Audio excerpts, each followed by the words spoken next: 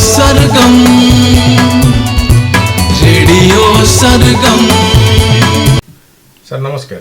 नमस्कार sir radio सरगम तरफ आपन को बहुत बहुत धन्यवाद। आपनकर बहुमूल्य समय दे आम रेडियो स्टेशन को आसुथिबारु आपन को हार्दिक अभिनंदन। मत सुजोग देइथिबारु आपन को धन्यवाद। सर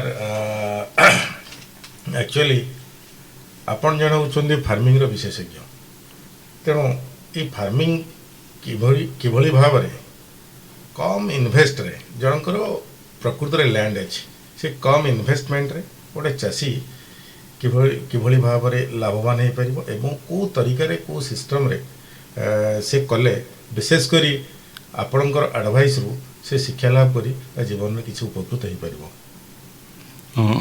हमर किछि कहवा आगु मु प्रथमे पेट को दाना जगुवा अन्नदाता मानू मोर नमस्कार। आज आम जो छोटी आलोचना करने जाऊे कम खर्च रे केमिति सफल चाष करा जाई परिबो सेटा हला मूल जिनिस। ये कम खर्च कथाटा सेतिकले उठिला जेतबेले आमे हमर निजर चाष पद्धति भूली जाइकरी रातारात अधिका रोजगार आशारे आमे रासायनिक प्रणाली को आपणेछे, जो जदि आमे आगरू रासायनिक प्रयोग करना तो निश्चित भाव में रासायनिक प्रयोग कले प्रथमे भल भाव अधिका टिके अमल पाइबाटा सुनिश्चित, किंतु ता परे परे धीरे धीरे धीरे धीरे आम पई विपद माड़ी आसे। जो उत्पाद हला ताको खाइके तो विभिन्न रोगर कबलित हवा ता साथिरे आमर जमी नष्ट, जमी साथिरे अन्यान्य माटी पानी पवन सबुगुड़िक विपद जहाँ कहती पल्यूशन हो जाउची, प्रदूषण युक्त हो जाउची। या परे परे भी आमे थरे लोभ पशिला मात्रे चाष को आखि आगे रखिकी आमको बजार ऋण करवा, अधिक अमलक्षम विहन संकर जातीय विहन इत्यादि किणवा, ये सब गुड़ी को आमको दृष्टि देवाक पड़ो। से अंटी पैसा भी खर्च, तापरे रोग लगिला पोक लगिला पुणी थे बजार विष किणिकी प्रयोग करवा, ये आहरी अधिका तापर माड़ शेष को एमती परिस्थिति सृष्टि हुए जे आमर उत्पाद दुईटा दिगरू बजार निए ना।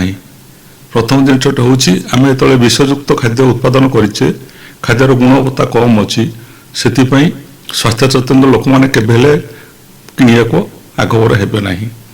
अन्य गोटे है आम जो अधिक उत्पाद समस्ते यही प्रकार करी चलिले बजार रे तार चाहिदा निश्चित भाव में कमिबो, कहीं आम गोटे प्रकार फसल उत्पादन करी आगू बढ़ुचे।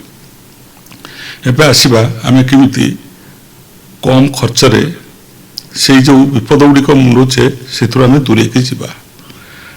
प्रथम कथा है जे मु जोटा कहबी से पद्धति आम जैविक चाष पद्धति कहीपर प्राकृतिक चाष पद्धति कहीपर। जैविक चाष पद्धति खाली गोटे छोटिया जिनस हो बजार जमी जैविक सार जैव औषधि दायी किणिकी व्यवहार करने पड़े, किंतु प्राकृतिक चाष पद्धति साधारणतः एमती आमको कहुए खाली कहुए ना आमको सेटा मानिया पड़ो जे बिहन ठार आरंभ करी फसल पाई जहाँ खाद्य उपादान इत्यादि दरकार ये प्रत्येकटा जिनिस को आमको आम खेत उपरे प्रस्तुत करिया पड़ो।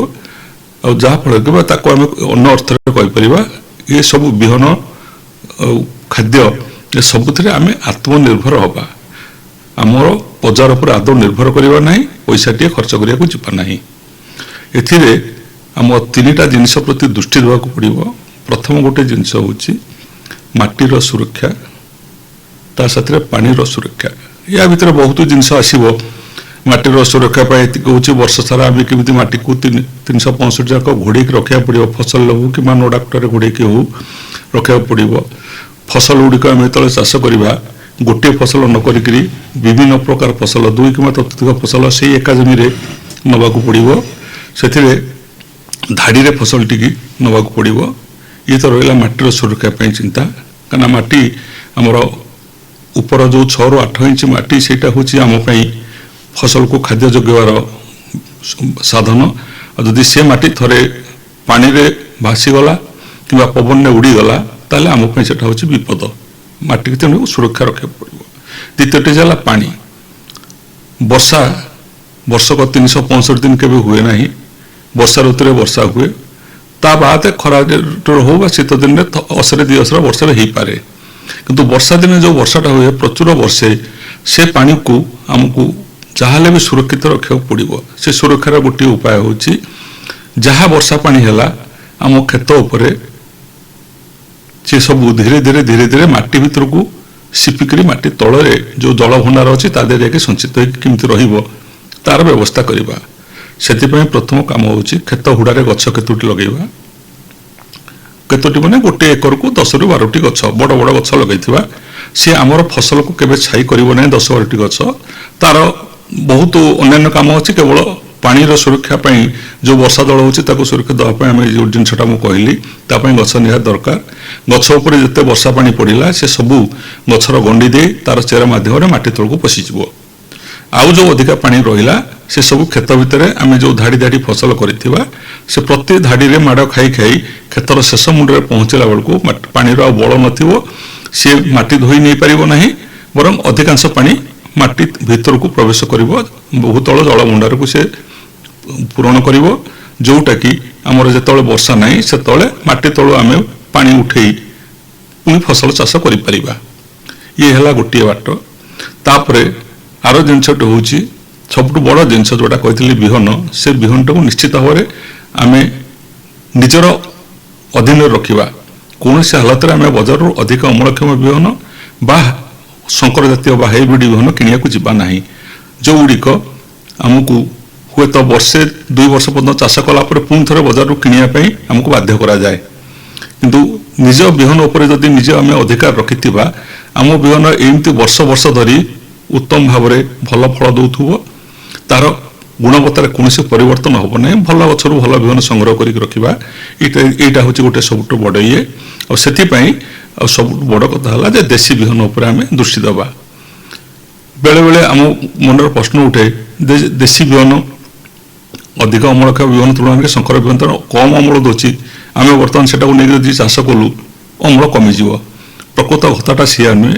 ଦେଶୀ ବିହନ ସବୁ ପ୍ରକାର ଖାଦ୍ୟ ଗୁଣରେ, ରୋଗ ପୋକ ନିବାରଣ ଗୁଣରେ, ସବୁ ଗୁଣରେ ସେ ହେଉଛି ଉନ୍ନତ। ଆଉ ତାର ଯେ ଅମଳ ଦେବାର ଶକ୍ତି ନାହିଁ ସେଇଟା ନୁହେଁ। ସବୁ ବିହନ ସବୁ ଜାଗାରେ ଭଲ ଅମଳ ଦିଏ ନାହିଁ। ତେଣୁ ଆମ ଅଞ୍ଚଳକୁ ଯେଉଁ ବିହନ ଗୁଡ଼ିକ ଶୁଭଉଛି, ଭଲ ଅମଳ ଦେଉଛି, ଆମେ ସେଇ ବିହନ ବାଛିବା, ତାକୁ ଆମେ ରଖିବା। ତାର ଗୋଟିଏ ଖରାପ ଗୁଣ ବୋଲି ସମସ୍ତେ କହିପାରନ୍ତି, କିନ୍ତୁ ଆମେ କହିବା ସେଇଟା ହେଉଛି ଭଲ ଗୁଣ, ଯେ ସିଏ ଯଦି ଆମେ ରାସାୟନିକ ସାର ବ୍ୟବହାର କରିବା ତାହେଲେ ସେ ତାକୁ କେବେ ହେଲେ ପସନ୍ଦ କରିବ ନାହିଁ, ଆଉ ଅମଳ ବି ଦେବ ନାହିଁ, ବରଂ ଗଛ ବଢ଼ିଯିବ, ଅମଳ ଦେବ ନାହିଁ। সেই ଦୃଷ୍ଟିରୁ ଆମେ ରାସାୟନିକ ପରିବର୍ତ୍ତେ ଜୈବିକ ପଦ୍ଧତି ଯଦି ଅବଲମ୍ବନ କଲେ ନିଶ୍ଚିତ ଭାବରେ ଦେଶୀ ବିହନ ବି ଭଲ ଅମଳ ପାଇବା ଆଉ ଗୁଣବତ୍ତାଯୁକ୍ତ ଉତ୍ପାଦ ବି ପାଇବା। ଇଏ ହେଲା ଗୋଟେ ଜିନିଷ। ତା ଭିତରେ ପ୍ରଶ୍ନ ଉଠିପାରେ ରୋଗ ପୋକ କଥା। ରୋଗ ପୋକ ପାଇଁ ଆମେ କ'ଣ କରିବା?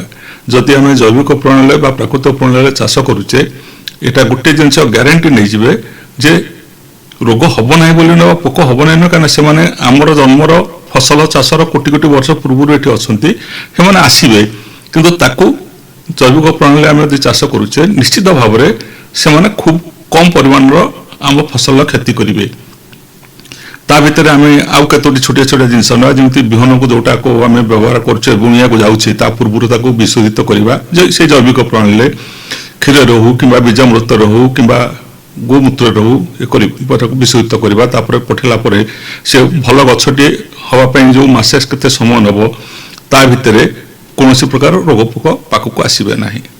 ଦ୍ୱିତୀୟ ସ୍ତରରେ ଯଦି ବା ଆମର ପାଣିପାଗ ଆଜିକାଲି ଯେଉଁ ପରିବର୍ତ୍ତିତ ହେଉଛି ସେ ଦୃଷ୍ଟିରୁ ଯଦି ବି ପୋକ ରୋଗ କୌଣସି କାରଣରୁ ଆମ ଫସଲକୁ ଆସିଲେ ତାକୁ ଆମେ କଣ୍ଟ୍ରୋଲ କରିବା ପାଇଁ ନିଶ୍ଚିତ ଭାବରେ ଆମ କ୍ଷେତ୍ରରୁ ଯାହା ମିଳୁଛି ସେଇଥିରୁ, ଯେମିତି ଆମର ନିମାସ୍ତ୍ର କୂଅ, ଆଗ୍ନେୟାସ୍ତ୍ର କୂଅ, ବ୍ରହ୍ମାସ୍ତ୍ର କୂଅ କି ହାଣ୍ଡିକତ କୂଅ, ଏସବୁଗୁଡ଼ିକ ପ୍ରସ୍ତୁତ କରି ଆମେ ସେଗୁଡ଼ିକ ମାନେ ନିଜ କ୍ଷେତ୍ରରୁ ଘଉଡ଼େଇ ଦେବା, ତାଙ୍କୁ ଜୀବନ ନେବା ନାହିଁ। କାହିଁକି ନା ଗୋଟେ ଜିନିଷ ଭଲ ଭାବରେ ମନେ ରଖିବା, ସେଇ ପୋକ କଥା ଯଦି କହିବା, କୀଟ କଥା କହିବା, ଦୁଇ ପ୍ରକାର କୀଟ ରହୁଛନ୍ତି, ଗୋଟେ ଉପକାରୀ କୀଟ, ଗୋଟେ ଅପକାରୀ କୀଟ। ତା ଭିତରେ ଗୋଟେ ଜିନିଷ ଆହୁରି ବଢ଼ିଆ ଜିନିଷ ମନେ ରଖିବେ ଯେ ଉପକାରୀ କୀଟ ଯେଉଁମାନେ ସେମାନେ ହେଉଛନ୍ତି ମାଂସାଶୀ। ଅପକାରୀ କୀଟମାନଙ୍କୁ ସେମାନେ ଖାଇକରି ଜୀବନ ଧାରଣ କରନ୍ତି। ଅପକାରୀ କୀଟ ଗୁଡ଼ାକ କେବେ ମାଂସାଶୀ ନୁହନ୍ତି, ସେଗୁଡ଼ାକ ସମ୍ପୂର୍ଣ୍ଣ ନିରାମିଷାଶୀ, ଆମ ଫସଲ କ୍ଷତି କରନ୍ତି। ତେଣୁ ଉଭୟ କୀଟ ଯଦି ରହିଲେ ଆମେ ବିଷ ପ୍ରୟୋଗ କରୁନାହାନ୍ତି ତାହେଲେ ଉପକାରୀ କୀଟମାନେ ଅପକାରୀ କୀଟମାନଙ୍କୁ ଖାଇକରି ତାଙ୍କ ବଂଶ କମେଇବେ। ଏଇଟା ଗୋଟେ ଜିନିଷ। ଦ୍ୱିତୀୟତଃ ଆମେ କ୍ଷେତ ହୁଡ଼ାରେ ଯେଉଁ ଗଛ ଲଗାଇବା କଥା ମୁଁ କହିଥିଲି, ସେ ଗଛ ଗୁଡ଼ିକ ଆମକୁ ସାହାଯ୍ୟ କରିବ ଯେ ଆମେ କ୍ଷେତରେ ଯେତେବେଳେ କାମ କରୁଛେ ଟିକେ ବିଶ୍ରାମ ନେବାକୁ ଚାହିଁଲେ, ଆମ ହଳ କରିବାକୁ ବଳଦ ନେଇଛେ ତାଙ୍କୁ ଟିକେ ବିଶ୍ରାମ ଦରକାର, ସେହି ସମୟରେ ଆମେ ଗଛ ମୂଳେ ଟିକେ ବିଶ୍ରାମ ନେଇପାରିବା। ଘରକୁ ବାରମ୍ବାର ଦୌଡ଼ିକି ଆସିବାକୁ ପଡ଼ିବନି, ଆମ ଶ୍ରମ ଭାର ଲାଘବ ହେବ, ତା ସାଥିରେ ଅଧିକ ସମୟ ବି କାମ କରିପାରିବା। ଦ୍ୱିତୀୟତଃ ଫସଲ ଯଦି କେଉଁଠି କୀଟ ଲାଗୁଛନ୍ତି ସେ ଏବେ ଆମର ଚଢ଼େଇମାନଙ୍କର ଖାଦ୍ୟ। ଯେଉଁ ଗଛ ଆମେ କ୍ଷେତ ହୁଡ଼ାରେ ଲଗେଇଛେ ସେ ଗଛ ତାଙ୍କୁ ସାହାଯ୍ୟ କରିବ, ସେଠି ସେମାନେ ବସିବେ, ତାଙ୍କର ଲକ୍ଷ୍ୟ ରହିବ କୀଟମାନଙ୍କ ଉପରେ, ସେମାନେ ଆସିବେ କ୍ଷେତରୁ କୀଟମାନଙ୍କୁ ଖାଇବେ। ତା ସାଥିରେ ହୁଏତ ଗୋଟେ ଦୁଇଟା ଶସ୍ୟଦାନା ଖାଇଦେଇ ପାରନ୍ତି, କିନ୍ତୁ ସେମାନେ କ୍ଷତିକାରକ ନୁହନ୍ତି, କାରଣ ସେମାନେ ସେଇ ଶସ୍ୟଦାନା ଖାଇବା ଭିତରେ କୀଟ ଖାଇବା ଭିତରେ ଯେଉଁ କମ୍ ପରିମାଣର ହଉ ପଛେ ମଳମୂତ୍ର ତ୍ୟାଗ କରନ୍ତି ସେ ବି ଆମ କ୍ଷେତକୁ ବଢ଼େଇବ, ମାନେ ଉର୍ବରତା ବଢ଼େଇବ। ଇଏ ହେଉଛି ଅତି ସାଧାରଣ ଉପାୟ। ଏହାପରେ ଏମିତି ଆହୁରି ବହୁତ କିଛି ଜିନିଷ ରହିଛି, ଯେମିତିକି ଦେଶୀ ଗାଈଟେ ନିଶ୍ଚିତ ଭାବରେ ରଖିବାକୁ ପଡ଼ିବ। ଅନ୍ୟ ଗାଈ କଥା ମୁଁ କହୁନି, କେବଳ ଦେଶୀ ଗାଈ କହୁଛି। ଯଦି ଗୋଟିଏ ଦେଶୀ ଗାଈ ଆପଣ ପାଳନ କରୁଛନ୍ତି, ସେଥିରୁ ଆପଣଙ୍କର ବର୍ଷକ ଭିତରେ କ୍ଷୀର ପାଆନ୍ତୁ କି ନ ପାଆନ୍ତୁ, ଗୋବର ଗୋମୂତ୍ର ଯାହା ପାଇବେ ତାକୁ ଆପଣଙ୍କର ବ୍ୟବହାର କରିକରି ଅତି କମ୍ରେ 20 ଏକର ଫସଲ ବି ଚାଷ କରିପାରିବେ। ତାର ଗାଣିତିକ ହିସାବ ମୁଁ ଦେବା ଦରକାର ନାହିଁ, ଆପଣମାନେ ହିସାବ ନିଜେ କରନ୍ତୁ କେମିତି କରିପାରିବେ ବୋଲି। ତା ସାଥିରେ ଖାଲି ଗୋଟିଏ ଜିନିଷ ଦରକାର ଯେ କିଛି ଡାଲି ଗୁଣ୍ଡ ହେଉ କି ଗୁଡ଼ ହେଉ, ସେଟା ଆପଣଙ୍କ କ୍ଷେତ୍ରରେ ଯେଉଁ ଫସଲ ଚାଷ କରିବେ ସେଇଥିରୁ ଡାଲି ଚାଷ ତ ନିଶ୍ଚିତ ଭାବରେ କରିବେ। ଡାଲି ତକ ଖାଇଲେ ତାର ଗୁଣ୍ଡକୁ ଆପଣଙ୍କର ଚୋପା ଇତ୍ୟାଦି ଗୁଣ୍ଡକୁ ଗାଈକି ଖାଇବାକୁ ଦିଅନ୍ତୁ, କୁକୁଡ଼ାକୁ ଖାଇବାକୁ ଦିଅନ୍ତୁ କି ମାଛଙ୍କୁ ଖାଇବାକୁ ଦିଅନ୍ତୁ। ବଳକା ଯାହା ରହିଲା ତାକୁ ଆପଣଙ୍କର ଜୀବାମୃତ ତିଆରିରେ ବ୍ୟବହାର କରିବେ। ତେଣୁ ବଜାରରୁ କିଣିବାର ଆବଶ୍ୟକତା ନାହିଁ। ଆକୁ ଖଣ୍ଡେ କରିଥିବେ, କିମ୍ବା ଦରକାର ପଡ଼ିଲେ ଆପଣଙ୍କର ଘର ପାଖରେ ଖଜୁରୀ ଗଛ ଅଛି, ତାର ରସ ଯଦି ପାଉଛନ୍ତି ତାକୁ ଆପଣଙ୍କର ମିଠା ଆକାରରେ ନେବେ। ଗୁଡ଼ ବଜାରରୁ କିଣିବା ଦରକାର ନାହିଁ ତ ଯଦି ବଜାରରୁ କିଣିଲେ ହୁଏତ 50 ଟଙ୍କାରେ କେଜିଟେ ହେଉଛି, 2 କେଜି ଗୁଡ଼ କିଣିଲେ 1 ଏକର ଆପଣ ଆରାମରେ ନେଇପାରିବେ। ସେହି ଅନୁସାରେ ସାର ତୁଳନାରେ ଯଥେଷ୍ଟ କମ୍ ଆପଣ ପଇସା ଖର୍ଚ୍ଚ କରିବେ ଜୀବାମୃତ ତିଆରି କରିବା ପାଇଁ। ଆଉ ବର୍ଷକ 12 ମାସ ଯଦି ଆପଣ ଜୀବାମୃତ ବ୍ୟବହାର କରୁଛନ୍ତି ଗୋଟିଏ କ୍ଷେତ୍ରରେ, ତାପରେ ମୁଁ ତ କହିବି, ସାହସର ସହିତ କହିବି ଯେ କୌଣସି ହାଲତରେ ଆପଣଙ୍କର ବାହାରୁ କୌଣସି ପ୍ରକାରର ଖାଦ୍ୟ ସାର କିଣିକି ଦେବାକୁ ପଡ଼ିବ ନାହିଁ। ଆଉ ଏଇ ଯେଉଁ ଜିନିଷ ଗୁଡ଼ିକ ଆପଣଙ୍କୁ ପ୍ରୟୋଗ କରିବା କଥା କହିଲେ, ତା ମାଧ୍ୟମରେ ଆମେ ଜମିରେ ମାଟିକୁ ଜୀବନ୍ତ ରଖିବା ପାଇଁ ଯେଉଁ ମାଟି ଭିତରେ ରହିଛନ୍ତି ଅଣୁଜୀବ, ଯେଉଁମାନେ ଫସଲକୁ ଖାଦ୍ୟ ଯୋଗାଇବାରେ ସାହାଯ୍ୟ ପ୍ରକୃତରେ କରନ୍ତି, ସେମାନଙ୍କର ସଂଖ୍ୟା ବୃଦ୍ଧି କରିବାରେ ସାହାଯ୍ୟ କରେ। ତା ସାଥିରେ ଜିଆମାନେ ସେମାନେ ମାଟିକୁ ଦିନ ରାତି 24 ଘଣ୍ଟା ଖାଲି ଖାଇବାକୁ ମୁଠେ ପାଇଲା ମାନେ ସେ ହଳ କରିକି ମାଟିକି ହାଲକା ରଖନ୍ତି ଏବଂ ଜଳ ଧାରଣ କ୍ଷମତା ମାଟିର ବଢ଼ି ଚାଲନ୍ତି। ଯେଉଁ ବର୍ଷା ପାଣି ପଡ଼ିଲା ତାଙ୍କର ନଳା ବାଟ ଦେଇକରି ମାଟି ତଳକୁ ଯାଇକରି ସଞ୍ଚିତ ହୋଇକି ରହେ। ଇଏ ହେଲା ମୋଟାମୋଟି ଭାବରେ ଅତି ସରଳ ଉପାୟ, ଯେଉଁଥିରେ ଆପଣ ଖୁବ୍ କମ୍ ଖର୍ଚ୍ଚରେ ସଫଳ ଭାବରେ ଚାଷ କରିପାରିବେ ଏବଂ ସଫଳତା ଲାଭ କରିବେ। ମୁଁ ଏଇଟା କହିଦେଲି ବୋଲି ଯେ ଆପଣଙ୍କର ଗ୍ୟାରେଣ୍ଟି ନେଇକରି ଏକାଥରେ ନିଜର ସମସ୍ତ ଜମିକି ରାତାରାତି ବଦଳାଇବାକୁ ଚେଷ୍ଟା କରନ୍ତୁନି। ଧୀରେ ଧୀରେ ପ୍ରଥମ ଋତୁରେ ଆପଣଙ୍କର 1 ଏକର ଯଦି ଜମି ଅଛି, 10 ଡେସିମିଲ୍ ଜମିରେ ମୋ ବଗିଚାରୁ ଆରମ୍ଭ କରନ୍ତୁ। ଦ୍ୱିତୀୟ ଋତୁରେ ଯଦି ଭଲ ଦେଖିଲେ ଆପଣଙ୍କର ଏଥିରୁ ଉପକାର ପାଉଛନ୍ତି, ଅଧା ଏକର ପର୍ଯ୍ୟନ୍ତ ଯାଆନ୍ତୁ। ତୃତୀୟ ଋତୁରେ ସମ୍ପୂର୍ଣ୍ଣ 1 ଏକରକୁ ପରିବର୍ତ୍ତିତ କରିବାକୁ ଚେଷ୍ଟା କରନ୍ତୁ। ଏଇଭଳି ଧୀରେ ଧୀରେ କଲେ ନା ଆପଣଙ୍କର ନିଜର କିଛି କ୍ଷତି ହେବ, ନା ଫସଲର କ୍ଷତି ହେବ, ନା ଆପଣଙ୍କର ଶରୀର ଅସୁସ୍ଥ ରହିବ। ଧନ୍ୟବାଦ।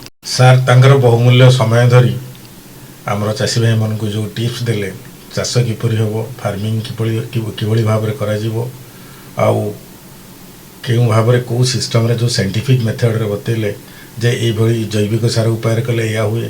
ତେଣୁ ବହୁତ ବହୁତ ଧନ୍ୟବାଦ ସାର୍ଙ୍କର, ତାଙ୍କ ନିଜର ବହୁମୂଲ୍ୟ ସମୟ ଦେଇ ଚାଷୀ ଭାଇମାନଙ୍କୁ ମାନେ ଆତ୍ମନିର୍ଭରଶୀଳ ହେବା ପାଇଁ ଯେଉଁ ଟିପ୍ସ ଦେଲେ। କିନ୍ତୁ ସାର୍ ଆଉ ଗୋଟେ କ୍ୱେଶ୍ଚିନ୍ ମନ ଭିତରେ ସବୁ ଚାଷୀ ଭାଇମାନଙ୍କର ଆସିବ, ଆମର କ୍ଷେତ ଅଛି, କିନ୍ତୁ ସେ କ୍ଷେତରେ ଏଇ ଯେଉଁ ଆପଣ ଯେତିକି ପ୍ରକାର ରୋଜଗାର କରିବାର ଯେଉଁ ପନ୍ଥା ବତେଇଲେ, ସେଇ ପନ୍ଥା ଉପରେ ସେମାନେ ସରକାରୀ ସ୍ତରରୁ କିମ୍ବା ଆଉ କୌଣସି ପ୍ରାଇଭେଟ୍ କମ୍ପାନୀ ସ୍ତରରୁ ହଉ କିଛି ପ୍ରୋତ୍ସାହନ ମିଳିବ ହେଲେ ତାଙ୍କୁ ଟିକେ ସୁବିଧା ହେବ ଆର୍ଥିକ ଅବସ୍ଥା। ହଁ ଏ ଦିଗରେ ଗୋଟିଏ ଜିନିଷ ମୁଁ କହିବି, ଆପଣଙ୍କର କୃଷି ବିଭାଗ ବା ଉଦ୍ୟାନ କୃଷି ବିଭାଗ ସହିତ ଯଦି ସମ୍ପର୍କ ରକ୍ଷା କରନ୍ତି ନିଶ୍ଚିତ ଭାବରେ ପ୍ରୋତ୍ସାହନ ବ୍ୟବସ୍ଥା ଅଛି। ଯେମିତି ଆପଣଙ୍କର ନ୍ୟାସନାଲ ମିଶନ ନ୍ୟାଚୁରାଲ ଫାର୍ମିଂ ଚାଲିଛି ଗଭର୍ଣ୍ଣମେଣ୍ଟ ଅଫ୍ ଇଣ୍ଡିଆର, ଯେଉଁଟାକ 60-40 ରେସିଓରେ ସରକାର ରାଜ୍ୟ ସରକାର 40 ଭାଗ ଦିଅନ୍ତି, କେନ୍ଦ୍ର ସରକାର 60 ଭାଗ ଦିଅନ୍ତି, କିନ୍ତୁ ସେଇଟା ଗୋଟେ ହେଉଛି ପ୍ରୋଜେକ୍ଟ ମୋଡ଼ରେ, ସମସ୍ତଙ୍କ ପାଇଁ ଏଇଟା କାର୍ଯ୍ୟକାରୀ ହୁଏ ନାହିଁ। କିନ୍ତୁ ଅନ୍ୟ ଦିଗରେ ଆପଣଙ୍କର ଯେଉଁ NREGA ଥିଲା, ଯେଉଁଟା ଚେଞ୍ଜ ହେଇକି ବର୍ତ୍ତମାନ VVG ରାମଜି ହେଇଛି, ତା ମାଧ୍ୟମରେ ଆପଣଙ୍କର ନିଜ କ୍ଷେତ ବନ୍ଧବାଡ଼ ଦେବାଠୁ ଆରମ୍ଭ କରିକି ବୃକ୍ଷରୋପଣ ପର୍ଯ୍ୟନ୍ତ ଲ୍ୟାଣ୍ଡ ଲେଭେଲିଂ ପର୍ଯ୍ୟନ୍ତ ସବୁ କାମ ନିଜର କରିବେ। ବର୍ଷକୁ 125 ଦିନ ଆପଣଙ୍କର ରୋଜଗାର ବି ପାଇପାରିବେ। ଏଇଟା ହେଲା ସରକାରଙ୍କର ଗୋଟେ ସହାୟତା, ନିଜ କ୍ଷେତ୍ରକୁ ମାନେ ଉନ୍ନତ କରିବେ କିନ୍ତୁ ସରକାରଙ୍କଠୁ ସାହାଯ୍ୟ ପାଇକରି କରିବେ। ଗଲା ଦ୍ୱିତୀୟଟି, ଆପଣଙ୍କର ମୁଁ ଯେଉଁଟା କହୁଛି ଯଦି 1 ଏକର କିମ୍ବା 2 ଏକର ଜମି ଅଛି ସେଇ ଜମି ପାଇଁ ଆପଣଙ୍କର ଏଇସବୁ କାମ କରିବେ। ତାଠୁ ଅଧିକା ଜମି ଯଦି ଅଛି ତାହେଲେ ଆପଣଙ୍କର ସମନ୍ୱିତ କୃଷି ପ୍ରଣାଳୀ ଆପଣେଇବେ, ଯେଉଁଠି ଆପଣଙ୍କର ମାଛ ଚାଷ କରିପାରିବେ, ଗାଈ ତ ନିଶ୍ଚିତ ଭାବରେ ରଖିବେ, ନହେଲେ ଆପଣଙ୍କର ଏଇ ଜୈବିକ ବା ପ୍ରାକୃତିକ ଚାଷ କଥା ଚିନ୍ତା ବି କରିବେ ନାହିଁ। ତା ସାଥିରେ ମାଛ ସାଥିରେ କୁକୁଡ଼ା ଦୁଇଟା ବି ରଖିପାରିବେ, ବତକ ଗୋଟେ ଦୁଇଟା ବି ରଖିପାରିବେ, ଫଳ ଗଛ ଦୁଇଟା ରଖିପାରିବେ। ସେଗୁଡ଼ିକ ପରସ୍ପର ନିର୍ଭରଶୀଳ ହେଇ ଆପଣଙ୍କୁ ମାଛକୁ କୁକୁଡ଼ା ଖାଦ୍ୟ ଯୋଗାଇଲେ, ତା ସାଥିରେ ମାଛକୁ ଆପଣ ଫସଲରୁ ଖାଦ୍ୟ ଗଲା, ଗାଈ ଆପଣଙ୍କର ରଖିଛନ୍ତି ଯେତକ କ୍ଷେତ୍ରରେ ବ୍ୟବହାର କରିସାରିଲା ପରେ ଯଦି 5-10ଟି ଗାଈ ରଖିଦେଇଛନ୍ତି, 2ଟି ଗାଈରେ ଆପଣଙ୍କର ଚାଷ ପର୍ଯ୍ୟନ୍ତ ଗଲା, ଆଉ ବାକି ଯେଉଁ ଗାଈ 5-6ଟି ରହିଲେ ସେମାନଙ୍କର ଗୋବରକୁ ଆପଣଙ୍କର ବାୟୋଗ୍ୟାସ୍ ପ୍ଲାଣ୍ଟ ଲଗେଇକରି ବ୍ୟବହାର କରିପାରିବେ। ତା ପାଇଁ ବି ସରକାରୀ ପ୍ରୋତ୍ସାହନ ବ୍ୟବସ୍ଥା ରହିଛି ଏବଂ ସେଥିରେ ଆପଣଙ୍କର ଇଲେକ୍ଟ୍ରିସିଟି ବଞ୍ଚାଇଲେ, ତା ସାଥିରେ ଯେଉଁ ସ୍ଲରି ବାହାରିଲା ସେଥିରୁ ମିଥେନ୍ ଗ୍ୟାସ୍ ଯାଇଛି, ଗ୍ରୀନ୍ ହାଉସ୍ ଗ୍ୟାସ୍ ବି ଆପଣଙ୍କର କମେଇଲେ, ବାୟୁମଣ୍ଡଳକୁ ପ୍ରଦୂଷଣ ରକ୍ଷା କଲେ, ତା ସାଥିରେ ସେଇ ସ୍ଲରି ଆପଣଙ୍କ କ୍ଷେତ୍ରରେ ଖାଦ୍ୟ ଆକାରରେ ଯୋଗାଇ ଦେବେ କିମ୍ବା ଜିଆ ଖତ ତିଆରି କରିବାରେ ବ୍ୟବହାର କରିବେ। ଏସବୁ କାର୍ଯ୍ୟରେ ଲଗାଇ ପାରିଲେ ଇଏ ହେଲା ଗୋଟିଏ ବାଟ। ଦ୍ୱିତୀୟ ବାଟ ହେଉଛି ଫଳ ଗଛ ଲଗାଇବା ପାଇଁ ଆପଣଙ୍କର ରହିଛି, ତାପରେ ଗାଈ ଚାଷ ପାଇଁ ବି ରହିଛି, କୁକୁଡ଼ା ଚାଷ ପାଇଁ ବି ରହିଛି। ଏସବୁ ପ୍ରକାର ପ୍ରୋତ୍ସାହନ ସେ ବିଭିନ୍ନ ବିଭାଗକୁ ଆପଣଙ୍କର କଣ୍ଟାକ୍ଟ କଲେ କେମିତି କ'ଣ ବେନିଫିଟ୍ ପାଉଛେ ତାଙ୍କୁ ପାଇପାରିବେ ଆପଣ। ଏସବୁ ଜିନିଷ ସରକାରଙ୍କର ରହିଛି, ସୁବିଧା ରହିଛି, କିନ୍ତୁ ଆମକୁ ଦେଖିବାକୁ ପଡ଼ିବ। ବେଳେବେଳେ ଏମିତି ହୁଏ ଯେ ସରକାର କହିବେ ଆପଣଙ୍କର ଦେଇକରି ମାଣ୍ଡିଆ ଚାଷ କରନ୍ତୁ ଆଉ ଆମ ବିହନ ନେଇକରି ଚାଷ କରନ୍ତୁ, ଗୋଟେ ଏମିତି ଯୋଜନା ଥାଏ। ସେଇ କ୍ଷେତ୍ରରେ ଆମକୁ ଟିକେ ପଛଘୁଞ୍ଚା ଦେବାକୁ ପଡ଼ିବ, କାରଣ ଆମ ଦେଶୀ ବିହନ ଯେଉଁଟା ଆମ ଜମିରେ ଆମେ ମାସ ଧରି ବା ବର୍ଷ ଧରିକି ଚାଷ କରି ଆସୁଛେ, ଆମକୁ ଭଲ ଅମଳ ଦେଉଛି, ଆମେ ତାଙ୍କୁ ଛାଡ଼ିଦେବା। ବିଦେଶୀ ଜିନିଷ ଯାହାର ଆମ ପାଖରେ ଜ୍ଞାନ କିଛି ନାହିଁ, ସେ ଉତ୍ପାଦନ ଅଧିକା ଦେବ ବୋଲି କହିଦେବେ, ହୁଏତ ଆମ କ୍ଷେତ୍ରରେ ଉତ୍ପାଦନ ଅଧିକା ଦେଇପାରେ କିମ୍ବା ଉତ୍ପାଦନ ବି ଦେଇ ନପାରେ। ସେ ପ୍ରକାର ପରିସ୍ଥିତିରୁ ଆମକୁ ଚିନ୍ତା କରିକି ଆଗେଇବାକୁ ପଡ଼ିବ। ନହେଲେ ସରକାରୀ ପ୍ରୋତ୍ସାହନ ସବୁଠି ରହିଛି, ସବସିଡ଼ି ଇତ୍ୟାଦି ରହିଛି, ତାକୁ ଆମେ ମାପି ଚୁପି ଭାବି ଚିନ୍ତିକିରି ଯଦି ଗ୍ରହଣ କରିବା ସରକାରୀ ପ୍ରୋତ୍ସାହନ ବା ସହାୟତା ଆଦି, ନିଶ୍ଚିତ ଭାବରେ ଆମେ ଆଗକୁ ବଢ଼ିପାରିବା। ଏମିତି ବହୁତ ଅଛି ପ୍ରୋତ୍ସାହନ। ସାର୍ଙ୍କର ବହୁ ମୂଲ୍ୟ ସମୟ ଦେଇ ଯେଉଁ ଉପଦେଶ ଦେଲେ ଆମର ରେଡ଼ିଓ ଷ୍ଟେସନ୍ ତରଫରୁ ସାର୍ଙ୍କୁ ବହୁତ ଧନ୍ୟବାଦ। ଆଉ ଏଇ ଆଡ଼ଭାଇସ୍, ଏ ଉପଦେଶ ମୋତେ ଲାଗୁଛି ସବୁ ଚାଷୀ ଭାଇମାନଙ୍କର ଜୀବନରେ ସଫଳତା ନେଇ ଆସିବ ଏବଂ ଆତ୍ମନିର୍ଭରଶୀଳ ହେବ ବୋଲି ଆମେ ଅନୁମାନ କରିପାରୁଛୁ। ଧନ୍ୟବାଦ ସାର୍।